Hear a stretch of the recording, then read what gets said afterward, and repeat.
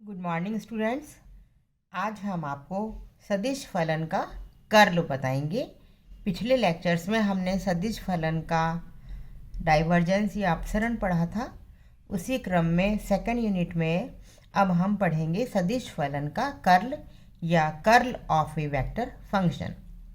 तो इसकी डेफिनेशन इस प्रकार से है, किसी सदिश क्षेत्र में स्थित किसी बिंदु को परिबद्ध करने वाले एकांक पृष्ठ क्षेत्रफल की सीमाओं के अनुदिश सदिश फलन के रेखीय समाकलन के अधिकतम मान को सदिश क्षेत्र का कर्ल कहते हैं। थोड़ा सा इस प्रकार से बोलने में डेफिनेशन कठिन लग रही होगी आपको याद करने में, लेकिन जैसे ही हम इसको समझेंगे तो ये भाषा हमें स्वतः ही अपने आप ही याद हो जाएगी। तो हमने कहा सदिश क्षेत्र में स्थित कोई बिंदु, उस बिंदु को परिबद्ध करने वाला जो हम बहुत छोटा क्षेत्रफल लेंगे, उस क्षेत्रफल के एकांक पृष्ठ क्षेत्रफल की जो सीमाएं हैं, बाउंड्री है, उसके अनुदिश हम सदिश फलन का रेखीय समाकलन जिस दिशा में अधिकतम होता है उस अधिकतम मान को सदिश क्षेत्र का कर्ल कहते हैं। मैथमेटिकली इसको हम इस प्रकार से रिप्रेजेंट करते हैं, कर्ल ए यहाँ सदिश फलन है बराबर limit ds tends to zero. Limit ds tends to zero क्यों लगाया? हमने कहा कि पृष्ठ क्षेत्रफल बहुत छोटा है। फिर a डॉट dl क्या है? बंद पृष्ठ के अनुदिश सदिश क्षेत्र का रेखा समाकलन हो गया ये। और चूंकि मैंने कहा एकांक पृष्ठ क्षेत्रफल के लिए, तो यहाँ ds का हमने भाग लगा दिया और इस प्रकार से। और जहाँ हमने कहा रेखीय समाकलन का अधिकतम मान, तो यहाँ हमने मैक्सिमम वाली कंडीशन लगा दी। तो इस डेफिनेशन को हमने इस प्रकार से गणितीय रूप से व्यक्त किया है कि किसी सदिश क्षेत्र का बंद पृष्ठ के अनुदिश रेखा समाकलन एकांक पृष्ठ के अनुदिश जब ds टेंस टू जीरो हो और इस एक परिसंचरण का मान अधिकतम होना चाहिए। इसको और समझाने के लिए डिटेल में हम मानते हैं कि माना कि यहाँ कोई सदिश क्षेत्र A वाला क्षेत्र है और इसके अंदर कोई बिंदु स्थित है P। इस बिंदु P को परिबद्ध करने वाला एक बहुत छोटा अत्यंत सूक्ष्म क्षेत्रफल है ds। इस ds की दिशा होगी पृष्ठ के लंबवत, ds इस दिशा में होता है और इस पृष्ठ को परिबद्ध करने वाला पथ है C और C के अंदर कोई पथ अल्पांश है डेल्टा L। तो हम कहेंगे कि माना कि सदिश क्षेत्र A में कोई बिंदु P है और चित्र में P को परिबद्ध करने वाले बंद काल्पनिक पृष्ठ को हमने C से व्यक्त किया है और इस सूक्ष्म बंद पथ का पृष्ठ क्षेत्रफल है ds। हम बंद पथ C के अनुदिश वामावर्त दिशा में कोई पथ अल्पांश dl की कल्पना करते हैं, तो सदिश A और डेल्टा L का अदिश गुणनफल हम व्यक्त करते हैं A डॉट dl से। इस प्रकार यदि delta L tends to zero हो, यानी कि ये पथ अल्पांश बहुत हम सूक्ष्म लें और वामावर्त दिशा में समस्त बंद पथ के अनुदिश A और डेल्टा L का अदिश गुणनफल होगा, तो इस पूरे पथ के लिए हो जाएगा, ये क्लोज सर्किल इसलिए लगाते हैं, बंद पथ के अनुदिश A डॉट dl। dl बहुत छोटे छोटे इसके पथ अल्पांश हैं, इसको हम कहते हैं सदिश क्षेत्र का परिसंचरण। तो अब हम कर्ल की परिभाषा के अनुसार कह सकते हैं कि सदिश क्षेत्र A का कर्ल बराबर होगा limit ds tends to zero, यानी कि ये पृष्ठ क्षेत्रफल अत्यंत सूक्ष्म है, 1/ds यानी एकांक पृष्ठ क्षेत्रफल के लिए ले रहे हैं और A डॉट dl यानी परिसंचरण का मान बंद पथ की C के अनुदिश और इसका मान मैक्सिमम होना चाहिए। यह हम और आगे कह सकते हैं कि कर्ल A बराबर limit ds tends to zero अधिकतम परिसंचरण बटे ds, यानी कि एकांक पृष्ठ क्षेत्रफल पर अधिकतम परिसंचरण।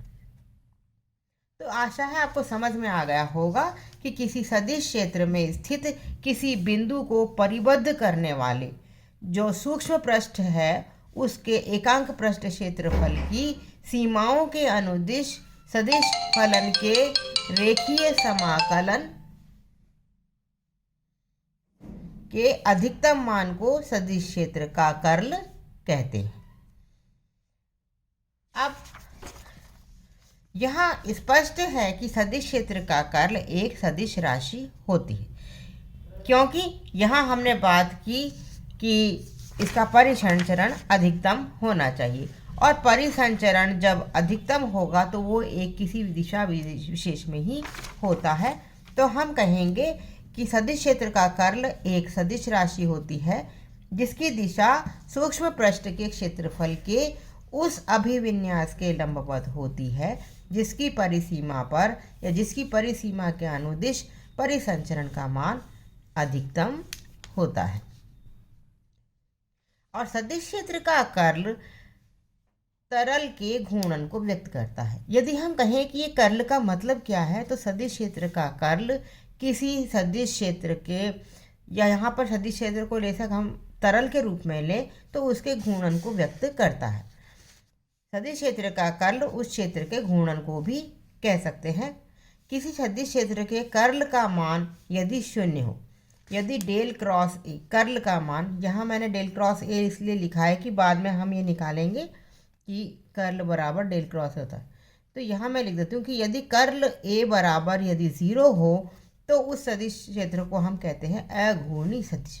यदि किसी सदिश क्षेत्र के कर्ल का मान 0 हो तो वो अघूर्णी सदिश होता है। लेकिन यदि किसी सदिश क्षेत्र के कर्ल का मान 0 नहीं है तो उसे कहते हैं घूर्णी सदिश या कर्ली वेक्टर। इसका भौतिक महत्व क्या है, तो सदिश क्षेत्र के कर्ल का उस सदिश क्षेत्र के घूर्णन या परिसंचरण की प्रकृति को बताता है। जैसे कि आप जानते हैं कि यदि सदिश क्षेत्र के उदाहरण के तौर पर मैं चुंबकीय क्षेत्र की बात करूं, तो हम जानते हैं कि चुंबकीय क्षेत्र की बल रेखाएं बंद वक्र बनाती हैं, नॉर्थ पोल से साउथ पोल की तरफ क्लोज्ड लूप बनाती हैं। इसलिए हमने देखा भी था कि डेल क्रॉस बी का मान कभी भी 0 नहीं होता, या हम कहें कि कर्ल बी का मान 0 नहीं होता है, तो हम कहेंगे चुंबकीय क्षेत्र एक घूर्णी क्षेत्र है, क्योंकि इसके कर्ल का मान 0 नहीं होता है। जबकि विद्युत क्षेत्र के लिए बात करें तो हम जानते हैं कि विद्युत क्षेत्र की बल रेखाएं धन आवेश से निकलती हैं और ऋण आवेश पर जाकर मिलती हैं पॉइंट पर, तो वो एक बंद वक्र नहीं बनाती। तो हम कहते हैं कि विद्युत क्षेत्र एक अघूर्णी क्षेत्र होता है, यानी कि विद्युत क्षेत्र के लिए हम कहें कि कर्ल E = 0 होता है। ये एक अघूर्णी सदिश है। इसका एक और सरल उदाहरण मैं आपको बताऊं किसी सदिश क्षेत्र के कर्ल के लिए। तो हाँ, आप एक टब में, एक जो थोड़ा सा बड़ा सा टब हो घर में, उसमें यदि ऐसे पानी भरा है, अब उस टब के नीचे आप एक छेद कर दीजिए। उस छेद में से जब पानी बाहर निकलता है, इस टब का पानी इस छेद में से बाहर निकलेगा, तो आप देखते हो कि टब के पृष्ठ पर इस प्रकार से गोल गोल गोल गोल पानी घूमने लग जाता। तो यानी कि यहाँ जो टब के अंदर जो लिक्विड भरा है उसका जो फ्लो हो रहा है वो इस प्रकार से एक बंद रेखाएं या बंद सदिश क्षेत्र बना रहा है। तो इस प्रकार का जो ये यहाँ हम फ्लो को रिप्रेजेंट कर रहे हैं यदि V से लिक्विड के फ्लो को, तो यहाँ लिक्विड का जो फ्लो है, तरल का प्रवाह है, वो एक मतलब हम कहेंगे घूर्णी सदिश होगा, यानी उसका कर्ल V 0 नहीं हो। तो इस प्रकार से हम देख रहे हैं कि तरल का प्रवाह एक घूर्णी सदिश होता है, यानी उसका कर्ल 0 नहीं होता है। इसका उदाहरण हम एक टब में पानी भर के उसके अंदर से एक छेद करके पानी निकालते हैं, तो देखते हैं कि टब की सतह पर पानी गोल गोल गोल गोल इस प्रकार से घूमने लग जाता है। तो ये हुआ कर्ल की परिभाषा, हमने आपको समझा दी, और उसके साथ ही हमने गणितीय रूप से समझाया। जब आपको इसका फॉर्मूला क्लियर हो जाएगा, और मैं एक बार बताऊं कि जैसे यहाँ कोई बिंदु P है, P को परिबद्ध करने वाला हमने एक बहुत छोटे पृष्ठ की कल्पना की। उस पृष्ठ का क्षेत्रफल था ds, जिसकी दिशा है लंबवत, और इस पृष्ठ को परिबद्ध करने वाली सीमा है जैसे C।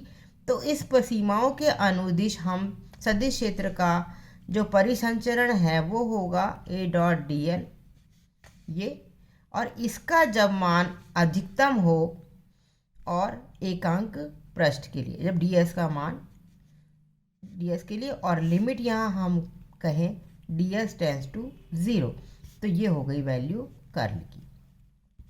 तो एकांक पृष्ठ क्षेत्रफल के लिए और ये परिसंचरण का मान जिस दिशा में अधिकतम हो वो कहलाता है सदिश क्षेत्र का कर्ल, और ये एक सदिश राशि होती है हमेशा। अब हम आगे बात करेंगे कि इस सदिश क्षेत्र के कर्ल का मान हम कार्तीय निर्देशांकों में किस प्रकार से ज्ञात कर सकते हैं, जिससे यदि कोई सदिश क्षेत्र दिया गया हो तो हम उसके कर्ल का गणितीय रूप से मान ज्ञात कर सकें। तो उसके लिए मैं आपको अगली वीडियो में इसके बारे में समझाऊंगी। तो पिछली बार हमने डाइवर्जेंस या अपसरण का मान पढ़ा था, गॉस का डाइवर्जेंस नियम पढ़ा था और उसके अवकल समाकलन रूप पढ़े थे। जब हम कर्ल को पूरा कर लेंगे तो उसके बाद हम डाइवर्जेंस, कर्ल और ग्रेडियंट इन तीनों को एक साथ सम अप करेंगे और इन तीनों पर जो डिपेंड करने वाली बहुत सारी जो प्रॉब्लम्स हैं उनको डिस्कस करेंगे, क्योंकि वो भी एग्ज़ाम में काफ़ी पूछा जाती है। तो इस प्रकार से आज यहाँ पर हम कर्ल के साथ इस वीडियो को समाप्त करते हैं। नेक्स्ट वीडियो में मैं आपको कर्ल का कार्तीय निर्देशांकों में रूपांतरण या उसका फॉर्मूला बताऊंगी। Thank you.